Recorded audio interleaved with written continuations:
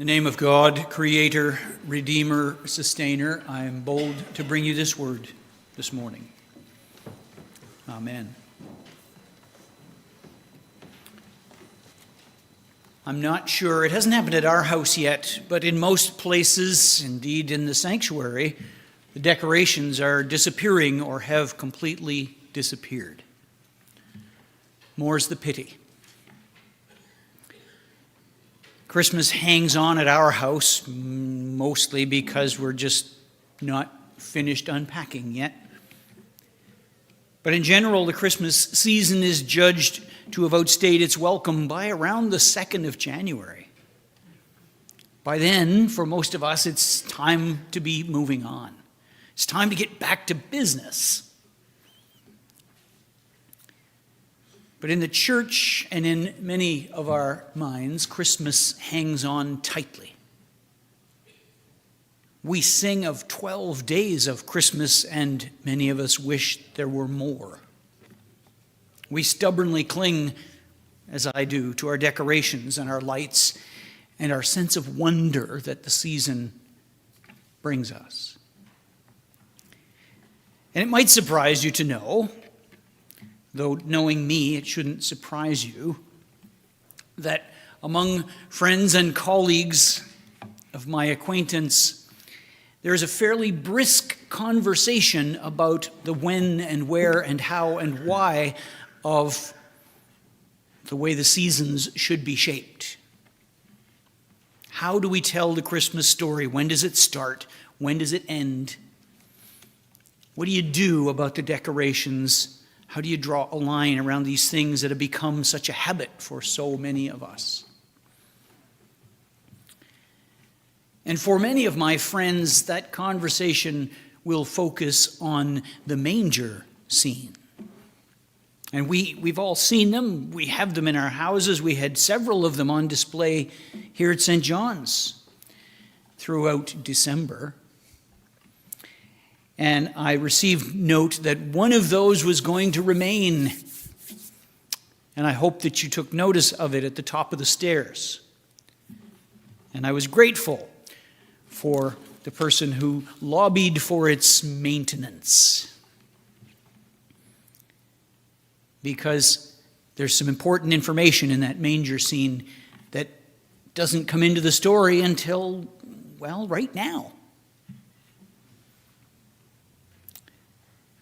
The problem, you see, is that we have these things that we like to display, and we don't often give them context. And I'm willing to bet that if you have a manger scene in your possession or in your home, it includes all of the key figures, right? It has the Holy Family, of course, and an assembly perhaps of animals and their keepers. There would be an angel or two, naturally, and 3.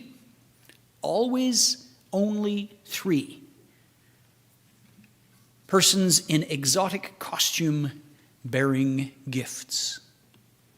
You've all got that set somewhere in your house, I'll wager.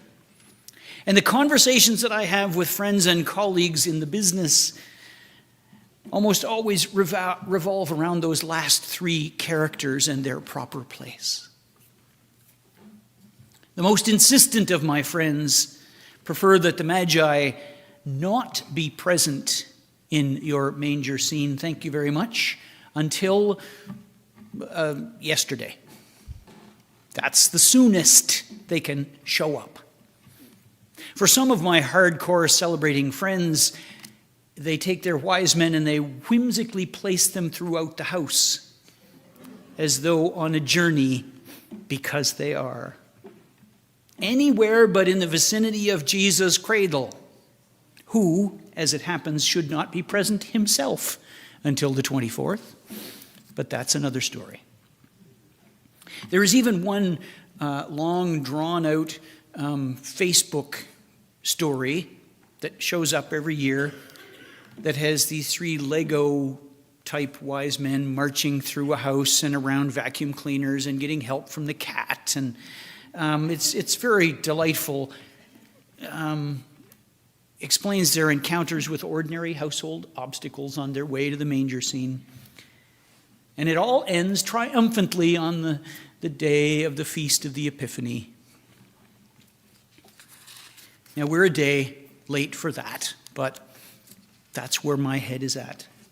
I'm still in Epiphany, frankly.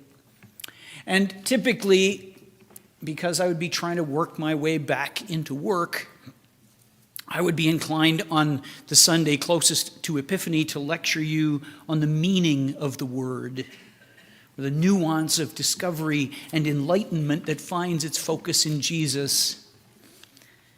But today, perhaps because of the post-Christmas adventures that Lee and I enjoyed recently, I'm drawn to the part of the story that doesn't usually get a lot of mention, and that is the trip that they took. Now, we know nothing about it. I'm going to say that right up front. We only know that they took a trip. Wise men from the east. So the Gospel of Matthew calls them magi. Magi. A word that conjures images of conjurers. Flowing robes, mystic sensibilities. Our carols call them kings, but these chaps wielded a different kind of power. Because real kings in that day and age, and today, frankly, real kings don't often go on voyages of discovery. They delegate. But the gospel tells us that this group took a trip. They set out for Judea, driven by curiosity and a desire to celebrate the potential of something that had captured that curiosity. These outsiders have studied the stars, perhaps, and seen one rise that had a significance. They are scholars, maybe. We don't know. We make a lot of this up. We know that they were outsiders and that they brought by necessity their own interpretation of the things that they had studied and the events that they had witnessed. And they bring that interpretation and they bring their questions and drop them in the middle of Jesus' story. And they do so with some measure of panache. Where is the child born King of the Jews? A question that finds its way back to the de facto King of the Jews.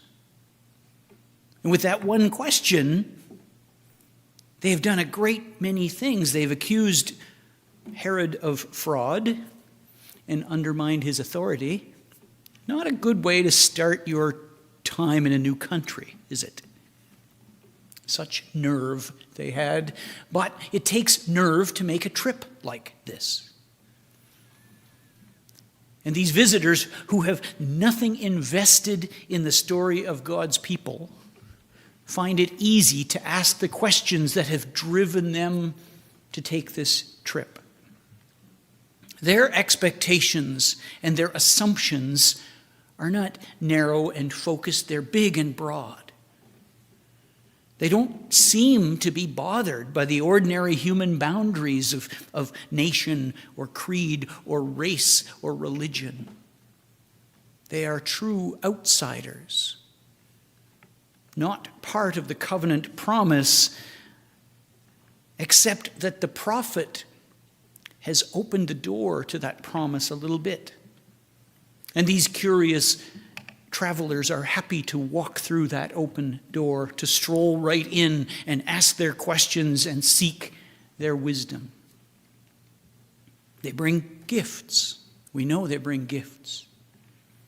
They are gifts that reflect the prophet's promise and say much about who Jesus will become.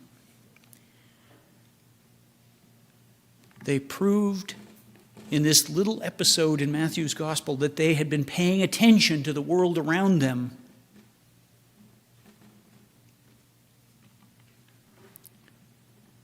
The trip they took, at some risk to themselves, I might add, doesn't end with their paying homage to Jesus either. They choose to go the long way home, having been warned in a dream of Herod's impending wrath, which suggests to me that they remained curious even after they found what they were looking for. They remained open to a heavenly suggestion. Their journey was not over.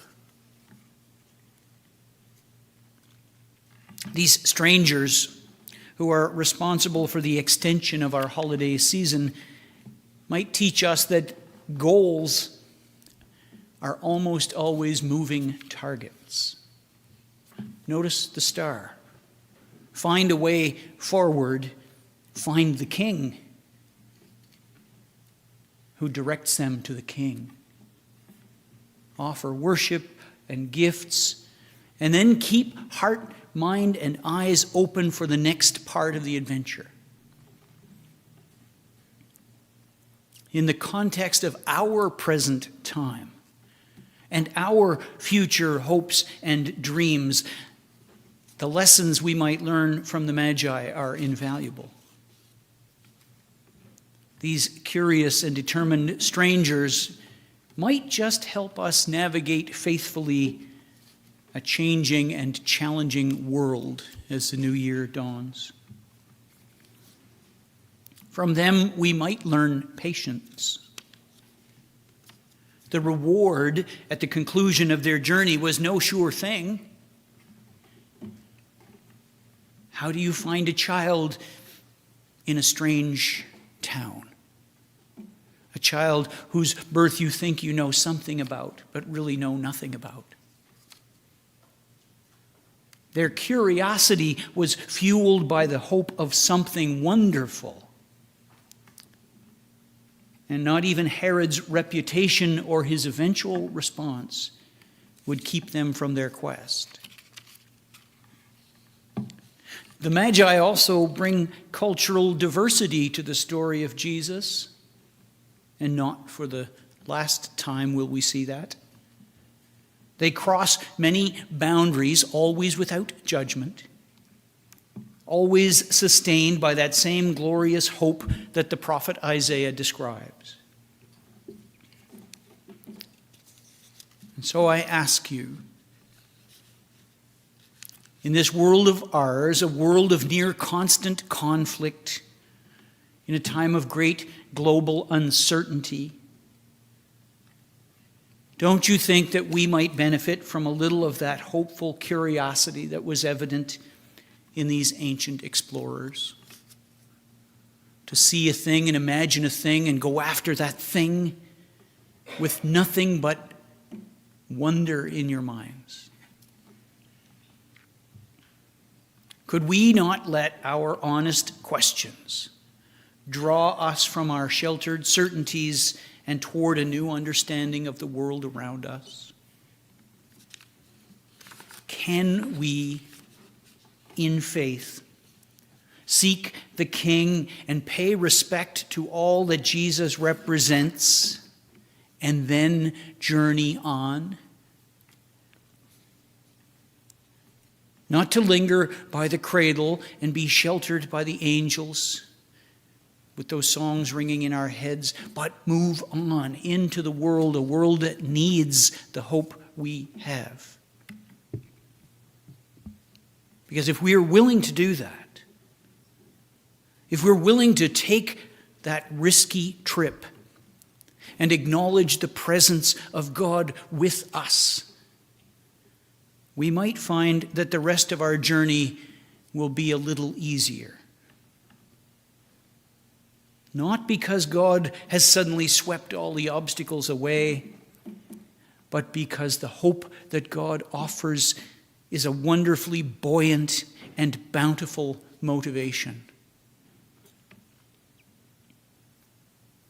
The glory that attracted the attention of those wise wanderers is present in the world. It is everywhere.